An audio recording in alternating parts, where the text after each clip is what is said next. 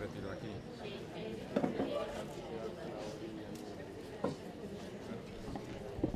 Y creo que ya podemos empezar. Más o menos dicen que así lo dijo Al-Hallaj, el sufí que fue crucificado. Algunas almas han podido vencer el tiempo. Son como un sol que no deja nunca de brillar, mientras que el tiempo es un sendero que se va desvaneciendo y luego desaparece, hundiéndose entre las sombras de las montañas y la lejanía. El sufí crucificado se refería a los grandes místicos, pero ha habido otras almas que tampoco han sido arrastradas por la oscura y fría vereda del tiempo.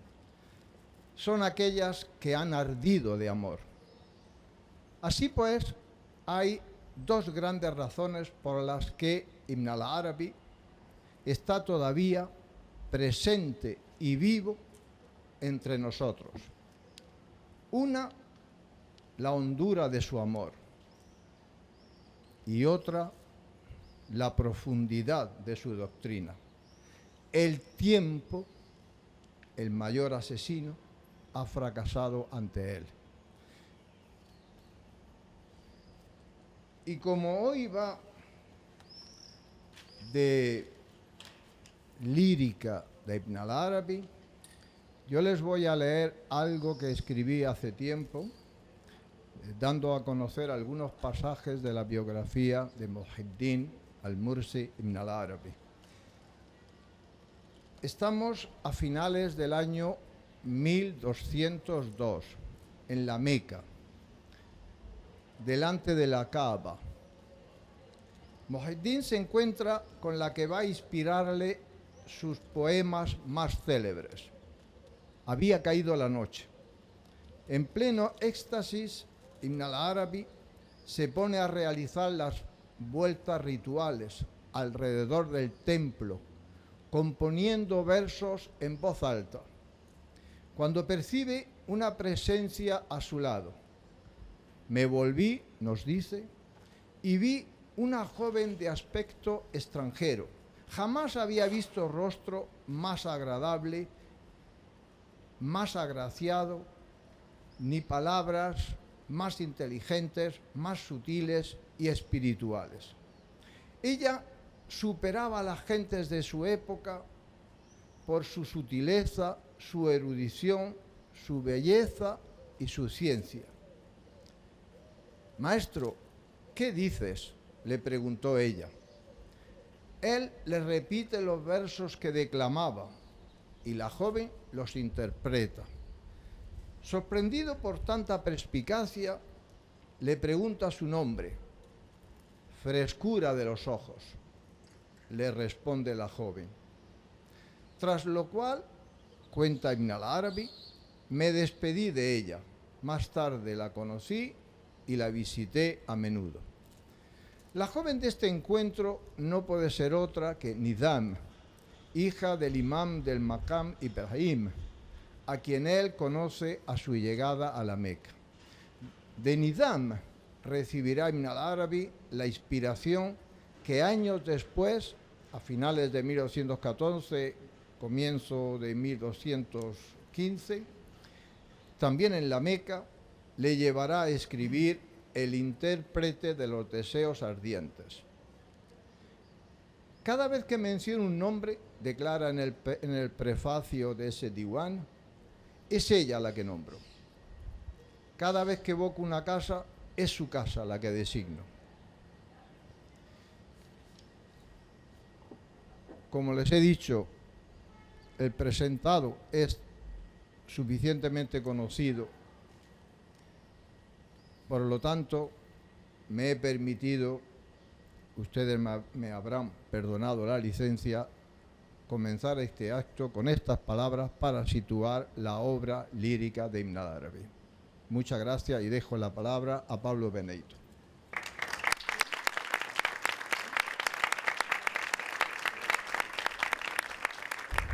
Muchas gracias, Alfonso.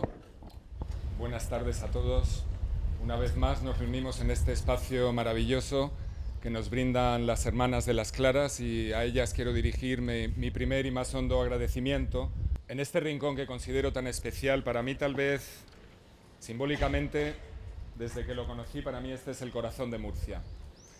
Así que un privilegio poder reunirse aquí cada año con quienes nos acompañan, y mi agradecimiento, por supuesto, también a la organización del museo, a María Ángeles Gómez Ródenas, que fue la que tuvo la iniciativa de empezar estas sesiones de poesías hace ya 3 años, cuando contactó con Alfonso y conmigo. Y realmente pues es bonito tener actividades que sean recurrentes, como es esta, porque nos permiten rememorar en este momento especial del año, con este clima y en este espejo en que podemos también contemplarnos. Ahí veo vuestras figuras reflejadas, pues rememorar a este autor tan singular. Este año, además, nos reúne una ocasión particular, y es el hecho de que es el 850 aniversario del nacimiento de Ibn Arabi en esta ciudad. Por tanto, un momento que queremos evocar con particular afecto. Y además no es el único aniversario que coincide con este año, sino que es también el aniversario de la luz. Y esto reúne a los físicos en muchos encuentros. No solo es el aniversario también de Einstein, sino específicamente el aniversario internacional, el año de la luz. Bella coincidencia, por tanto, y a eso se unen otras conmemoraciones, como la que todos conocemos ya, porque ha habido bastantes eventos en Murcia, que es el centenario también de Santa Teresa de Jesús. Por ello haremos algún espacio para que también su voz resuene en esta alberca hoy con nosotros. Pero es también el centenario de Ramon Llull, otra de las figuras a las que se ha comparado mucho con Ibn Arabi, y de cuya obra se ha dicho que manifiesta posibles influencias, si no directamente de Ibn Arabi, desde luego de otros sufíes como Ghazali y otros autores del entorno intelectual de Llull. Pero es también el centenario de Dante, y por ello también espero que escuchemos en su propia lengua algunos de sus versos. De Dante también, Asín Palacios, en sus estudios, mostró hasta qué punto Dante se había inspirado para su concepción de la Divina Comedia en fuentes islámicas, en particular en el libro de la Escala, un viaje imaginal del profeta Muhammad, y también exploraba la posibilidad de un influjo de Ibn Arabi. Fuera influjo, fuera confluencia en ese sustrato común de la Coiné mediterránea, el hecho es que todos estos autores cuyos centenarios he mencionado guardan muchas afinidades y tienen muchos elementos en común, y desde luego son para mí todos autores de primera inspiración.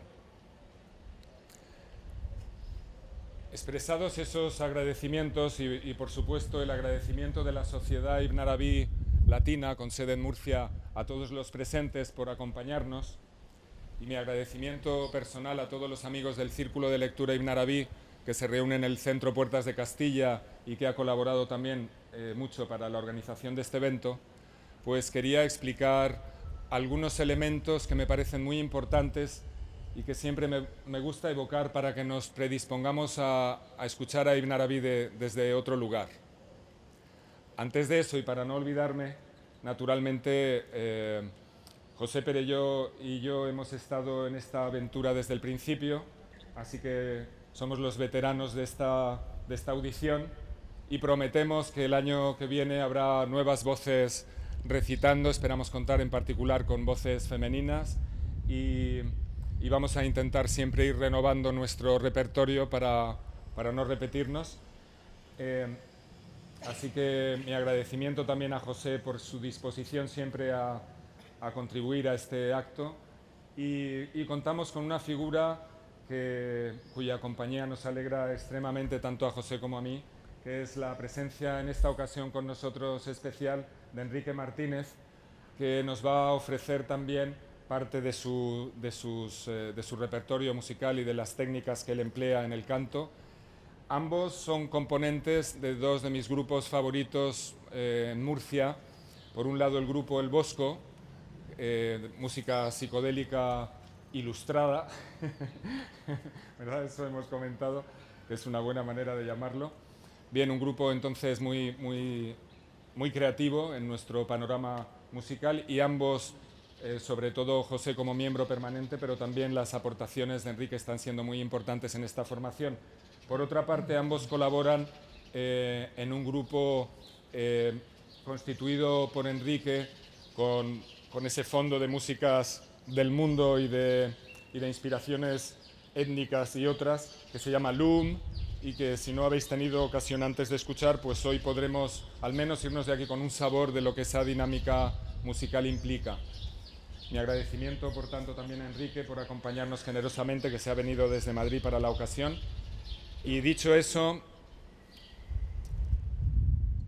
quisiera evocar para comenzar aquel hadith en el que el profeta del Islam dice: Dios ha creado 70.000 velos de luz y de sombra.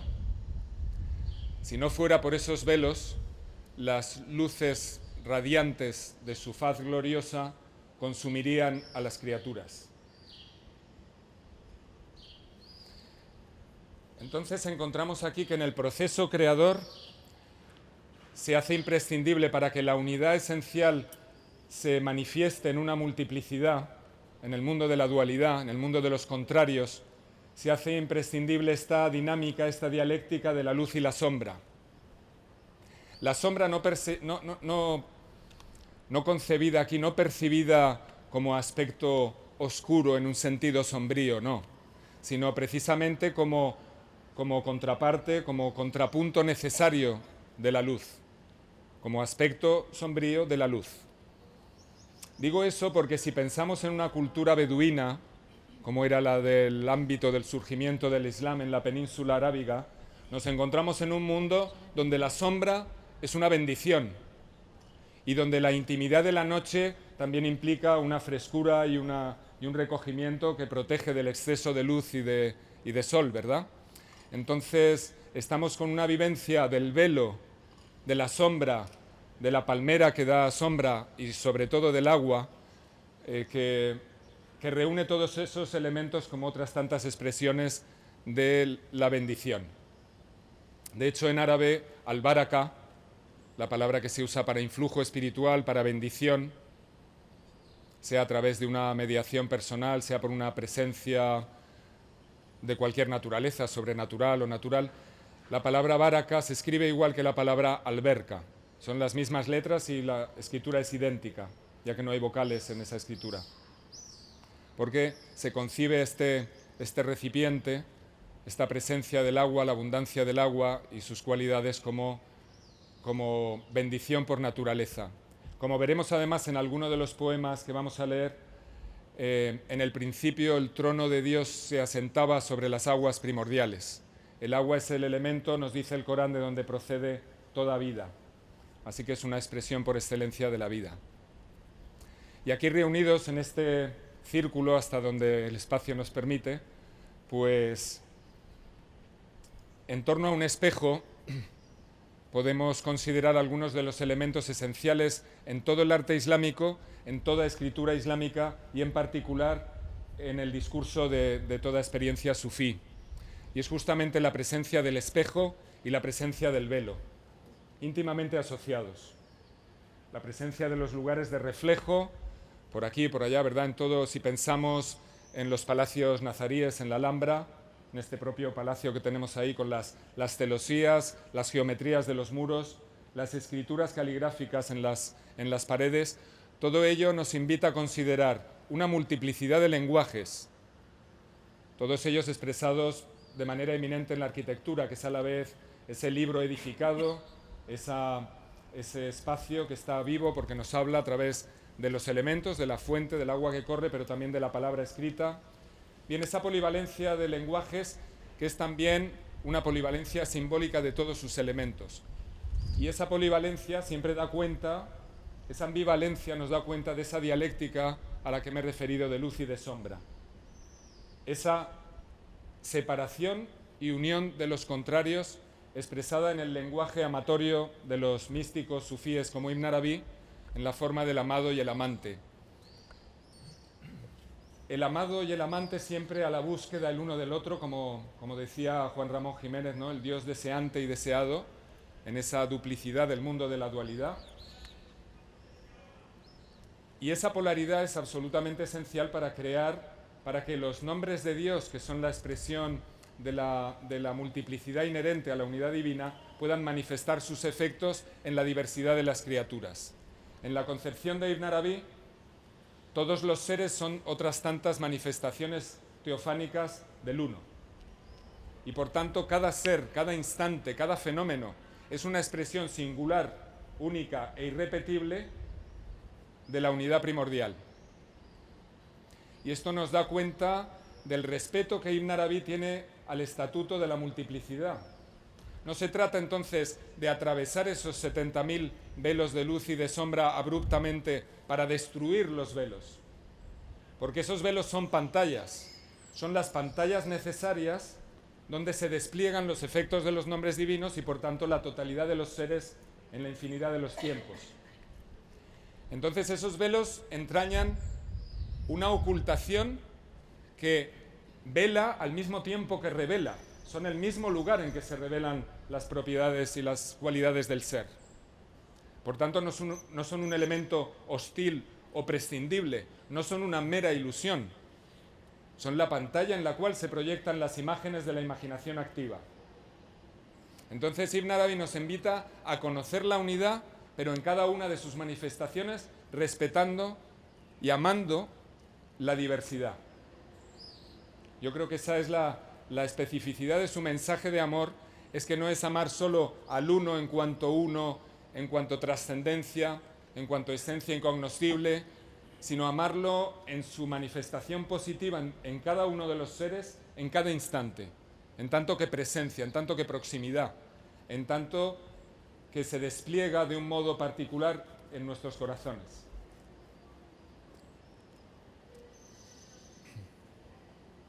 De hecho,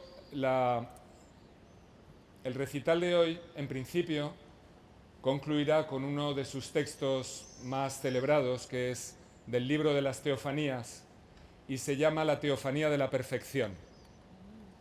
En la web podéis encontrar algunas versiones, solo hay una que sea completa porque viene de una traducción íntegra en francés, y como en otros casos yo he hecho una versión española nueva para esta ocasión, por ser el aniversario de Ibn Arabi he puesto en ello particular esfuerzo, y en este caso me he permitido convertir un texto en prosa poética en el original. Dada su enorme poeticidad en el original, lo he puesto en verso, en decasílabo, para darle ritmo, porque no había otro modo de reproducir esa poeticidad de la palabra árabe. En ese texto, normalmente lo que vamos a encontrar en otras versiones es la primera parte, porque es una parte más directamente comprensible. Sin embargo, en la última parte, más difícil de traducir, normalmente no se incluye en las citas, porque es precisamente una parte en que, después de introducirnos a un lenguaje amoroso fascinante de presencia entre el amado y el amante, Ibn Arabi evoca de una extraña manera la querella, el conflicto y la dificultad entre los amantes. Y lo hace de un modo bastante insólito, porque nos presenta la querella como algo sumamente deseable, como precisamente el espacio que brinda la oportunidad de la reconciliación. Y en esto está evocando ese proceso de la cosmogénesis al que me he referido. Es decir, para que el hadith dice, es un hadith en primera persona porque es Dios quien habla, y dice, yo era un tesoro oculto y quise, o deseé, hay dos versiones, y quise darme a conocer. Y he creado a las criaturas para que se me conozca. Y cuando dice a la criatura se refiere de modo eminente al ser humano. Así que nuestra finalidad es conocer al Creador. ¿Y cómo se conoce al Creador? Pues de eso nos van a hablar los versos de Ibn Arabi. En tanto que trascendencia por vía negativa, ¿verdad? Pero en tanto que inmanencia, en tanto que presencia por la mediación de nuestro corazón como órgano de la imaginación activa. ¿Y qué es eso de la imaginación activa? Pues algo muy importante en Ibn Arabi y en el sufismo en general, y que es importante integrar. Para los sufíes estamos inmersos en un sueño.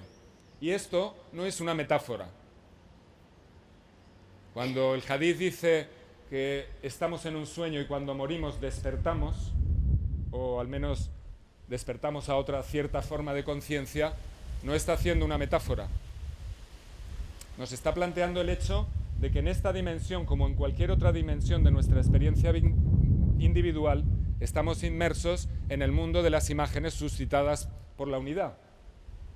Y todas esas imágenes, todas sin excepción, son imaginación y ninguna otra cosa, nos propone Ibn Arabi. Es decir, que no es que haya un plano, a este plano nunca lo llamará Ibn Arabi la realidad, sino por el contrario, la dimensión más alejada de la conciencia plenamente integradora de lo real. Es decir, estamos en el plano, nuestra percepción ordinaria es la que está más inmersa en el sueño y en la imaginación más alejada del sentido. ¿De acuerdo? Así que no es que esto sea la realidad y cuando hablo de imaginación sea lo imaginario. No, lo imaginario en todo caso es nuestra percepción cotidiana de la realidad. Y lo real, que es un nombre de Dios, es el real, es la divina realidad, al-Haq, y lo real es la sustancia misma del ser, es la esencia que constituye la naturaleza original de todos los seres y es también aquello que trasciende todas las formas de la naturaleza y que en su expresión última es supraformal e incognoscible. Ahora bien, ese mismo Haq, que es en esencia incognoscible, es también aquello que inspira la manifestación de todas las realidades. Y solo el corazón liberado del velo y por vía de la develación puede contemplar de modo simultáneo la diversidad de las imágenes en su estatuto de diferenciación y la singularidad del ser en su esencia al contemplar las diversas realidades en tanto que manifestación de ese haq, de la verdad. Y así eso sería la plena realización del sufí, ¿verdad? Bien, de eso nos están hablando estos versos. Como decía Alfonso, esa amada Nizam, la armonía, el orden del cosmos, esa mujer concreta, nos dice Ibn Arabi de la mujer que es el lugar más perfecto de la teofanía, pues en esa mujer concreta contempló Ibn Arabi estas realidades, pero esa mujer es también símbolo de este espejo del cosmos, del espejo que es cada ser humano como síntesis de la forma divina, y de este espejo de la alberca que ahora nos convoca, mostrándonos esta ambivalencia de las dimensiones. Entonces la imaginación para Ibn Arabi es ese ámbito en el que estamos inmersos, cuya analogía podemos encontrar en nuestra experiencia de los sueños, donde los espíritus, los inteligibles, adoptan formas para significar a través de esas formas lo que son, en esencia, y los cuerpos se tornan sutiles, se espiritualizan, como sucede con las formas que el alma adopta en el dominio del sueño. No hablamos de nada ajeno a nuestra experiencia, hablamos de nuestra experiencia cotidiana del sueño, de nuestra experiencia cotidiana de la realidad. Según Ibn Arabi, todo esto que estamos viviendo son representaciones simbólicas de la realidad con mayúscula. Y como de eso nos hablan sus poemas, pues sin más dilación nos vamos a escuchar directamente a estos autores, sea Ibn Arabi de manera eminente, sea Santa Teresa, sea Dante, sea Yul, todos ellos grandes representantes de la imaginación y del conocimiento espiritual.